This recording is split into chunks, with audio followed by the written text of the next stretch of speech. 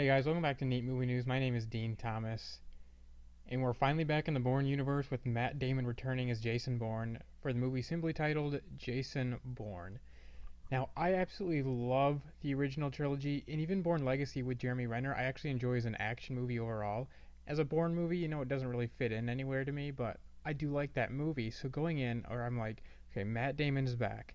Paul Greengrass, the director who directed both Bourne Supremacy and Ultimatum, he's back. We've got a recipe for this to be another great Bourne movie, and it kind of let me down. While Jason Bourne being back is great, and every time Matt Damon's back on screen as Jason Bourne, you feel the presence. You feel the caged animal that is Jason Bourne.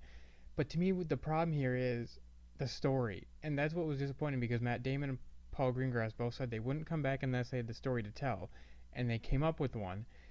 And it's just that story is what let me down because the thing that made the Bourne trilogy so great to me was the fact that you've got the story of this kind of corrupt CIA assassination sort of things going on.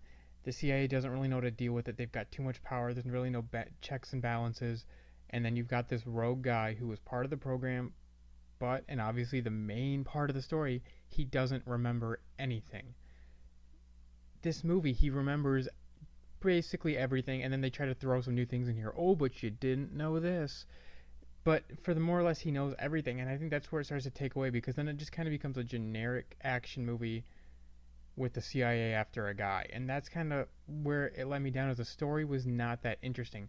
Some action set pieces are awesome, and I will go on record saying the Bourne franchise has the best car chase scenes of any franchise ever. The car chase scenes are absolutely incredible. Now, the ending car chase scene, which is actually, they kind of give away in the trailers, that one through Vegas. Now, the problem is they do go a little bit too far with the believability factor of it because some things start to happen where you're like, okay, we're no longer in the real world necessarily. And that's what the Bourne original trilogy did so well is you always felt like this was actually happening. This could have actually gone down. And in this movie, it didn't always quite feel that way. But like I said, going back to the story, it felt way too convoluted. The others was basically you got Jason Bourne trying to figure out who he is, and you've got the CIA more or less just trying to stop him because they don't know he doesn't remember. And then obviously you got a lot more turmoil within certain people in the CIA agreeing with his programs, other people, really, really against it.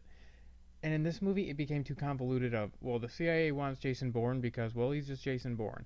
But then the CIA is also going after this internet mogul guy, which plays zero role in this. I mean, Riz Ahmed's a great actor, but there was no point of this weird internet mogul guy. It was basically just a plot point to get him to Vegas, but they spent way too much time on him. I was like, what is the point of this?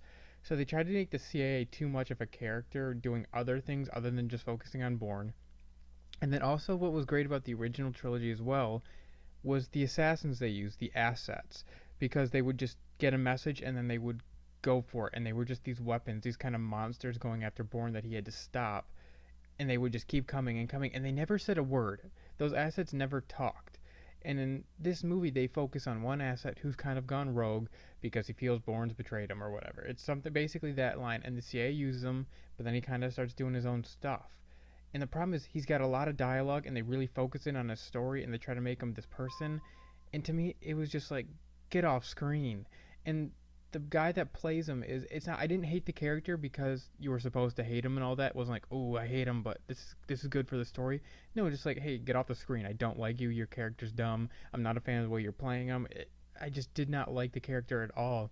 And so much time of this movie was not spent necessarily with Bourne. Where in the previous trilogy, even if Bourne wasn't on screen, you felt his presence. In this case, you're jumping around these internet mogul guy, and it's just like this has nothing to do with Bourne at all.